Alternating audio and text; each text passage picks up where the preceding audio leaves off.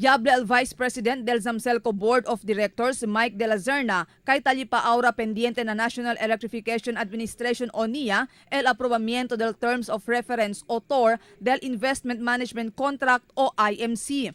Asligong kun de la Zerna, tiene cuantos mga provision na TOR el taprecura pa evalua el NIA. Ya anuncia con este oficial durante el press briefing que llama el congresista del Distrito 1 Celso Lobregat junto con el oficiales del Zamcelco este día. Ya presenta kita kaldiaton proposed TOR na niya. And it was reviewed thoroughly.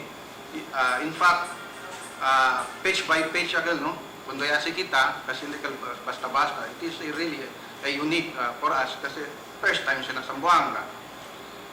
So, ya presenta kaldiaton finance, mga provision. So since no less than si Deputy Rosanli Yablale, tiene mga provision ya mirale, no? Of course, with the help del consultant del Zamcelco, tiene pa sila mga provision kaya man evaluate, man review pa. Pero asegun kun de la Zerna, posible ay podía finalizar con el Terms of Reference del IMC antes ay termina este año. Tiene también según mga investor que expresa intención para man-invest na IMC del Zamcelco. Ya dale man nele verbally promesas ka natin ko kay definitely before year end nisisita man materialize siya el IMC.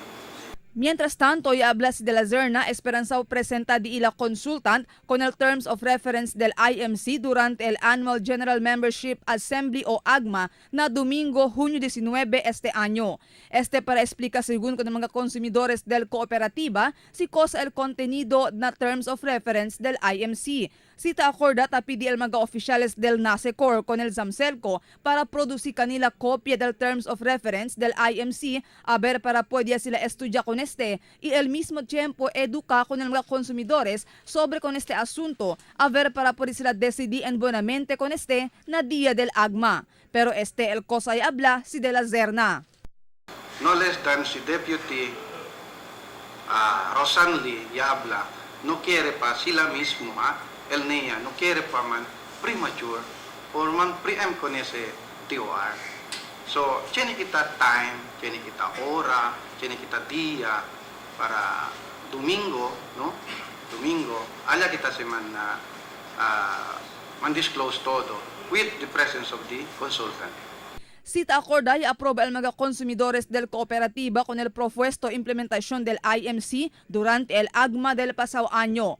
Objeto del IMC amo para man-enhance con el tres aspecto del cooperativa, el financial, technical y management.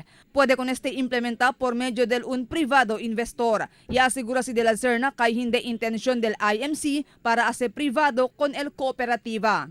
Marifita Mayo, Dateline Zamboanga.